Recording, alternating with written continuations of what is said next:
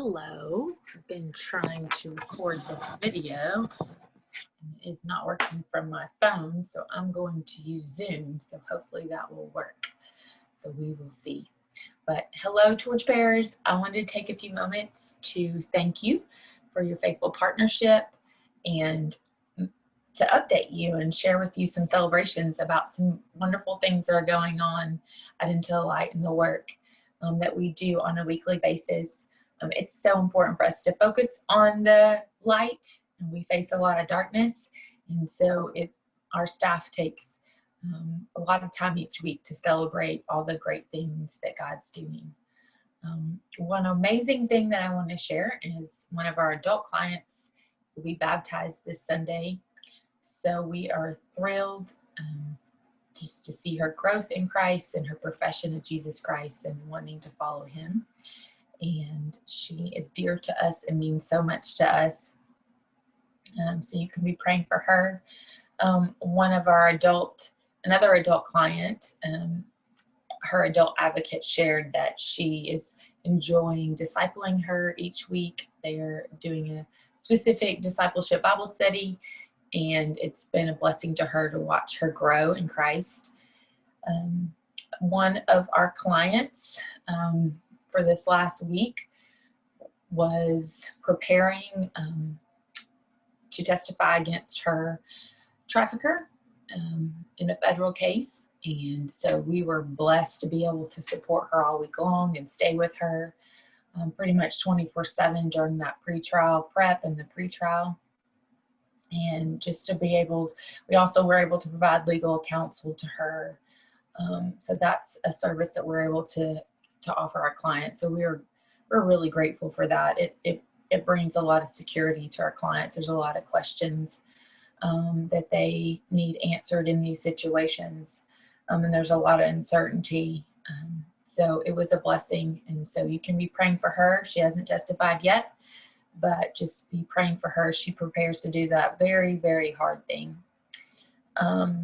We have a new advocate that started this week, and she's going to be serving a new region that we has been underserved. We've been serving it some, but just not having a staff member to be able to be dedicated completely to it. It's the 16th Judicial District.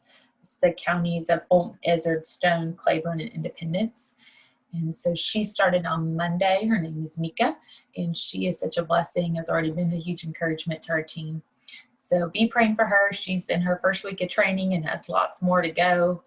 And I know she is tired. It was a long, exhausting week, but she is excited to be on the team.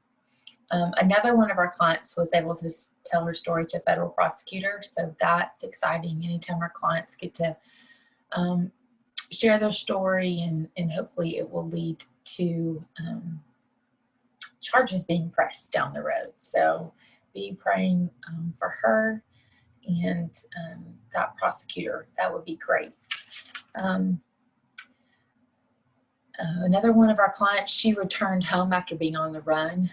Of course, when our clients who've already had a lot of they already have a lot of vulnerabilities, they've already experienced exploitation, and then they go on the run, we get very concerned about them, as we should, because they are very vulnerable when they're out there. So we are always thrilled and thankful when they return home.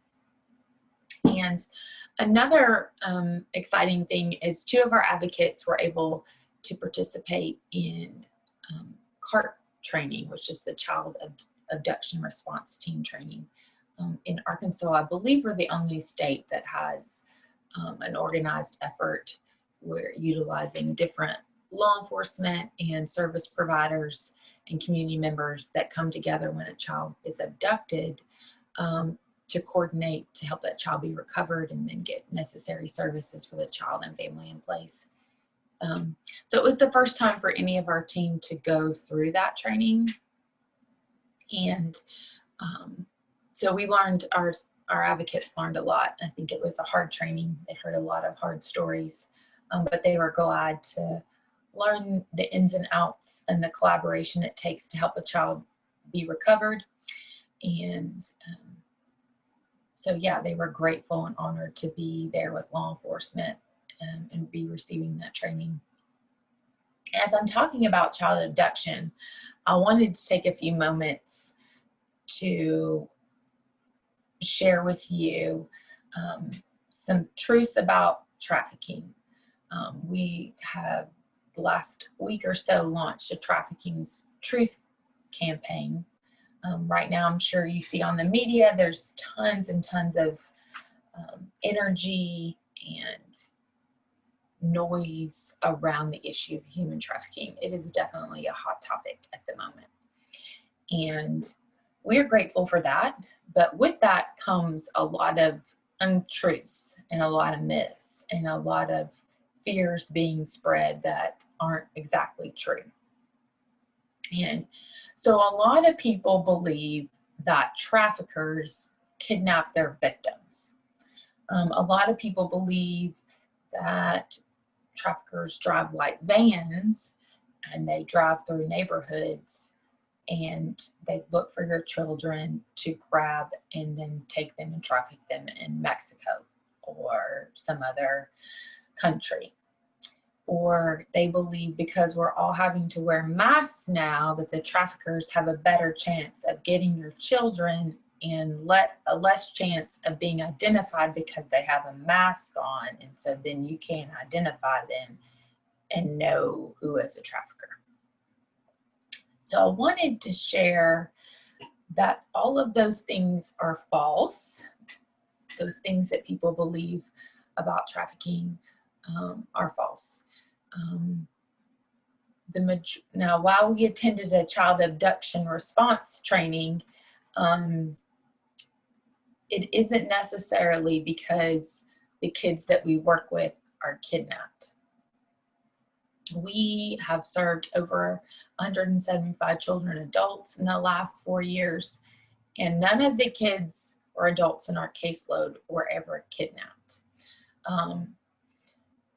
Now, sometimes after they were lured into the life, and that's what we call the trafficking life, after they were in that and being trafficked, they were then held against their will.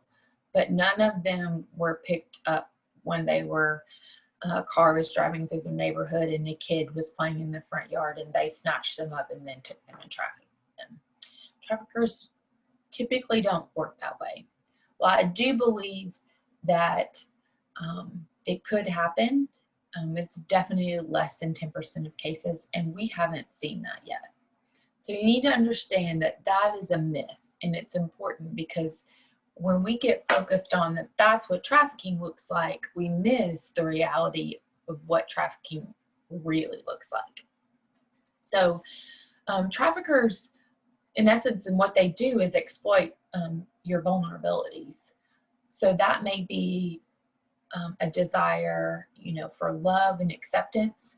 And so they take the time and energy to build a relationship with you that feels like unconditional love and acceptance and offer that to you falsely. And then when they've gained that trust with you, then they will turn on you and then begin hurting you, manipulating you, and then trafficking you. And that relationship has already been built. There's already been a bond there. There's already, you already feel like you can trust this person, that you love this person. And sometimes traffickers will spend months and months and months building that relationship.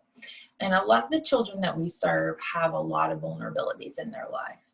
They have a history of sexual abuse, so their boundaries are already skewed and not clear on what is inappropriate touch and a healthy relationship looks like. They often have dysfunctional families. So it's really pretty easy for traffickers to step in and begin building a relationship with them and painting this false promise, this false idea of what feels like love and trust and security and safety. And then it's turned. And majority of our clients, all of them, went willingly with their trafficker initially. They had no idea. They could not even begin to understand what this person might do to them. They were hoping for a good time, or they were hoping to have fun with this person. They were hoping for a love. They were hoping this person would provide for them, ensure that they had meals to eat, that they, had nice clothes to wear. They were provided, they had a roof over their head. All these different things our clients were hoping for, and the trafficker used those vulnerabilities against them to manipulate them. And then a lot of the shame and blame sets in. And then there's tons of abuse that keeps individuals in that life.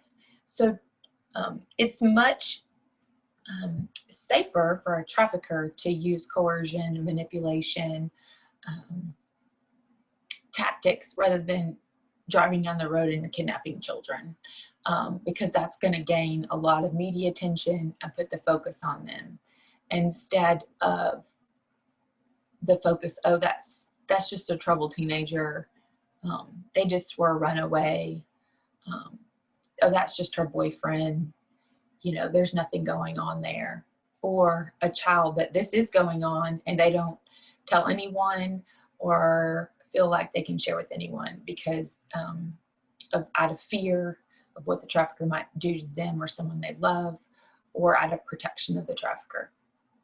So I think it's important, especially you as our faithful donors, to understand the reality of this issue and help spread that, help communicate. When you hear people talking about the mask situation or the white van, or that there's traffickers in the area, help them understand what trafficking really looks like. And it's important, because when we get so focused on what we think it looks like, we miss the reality, what it looks like.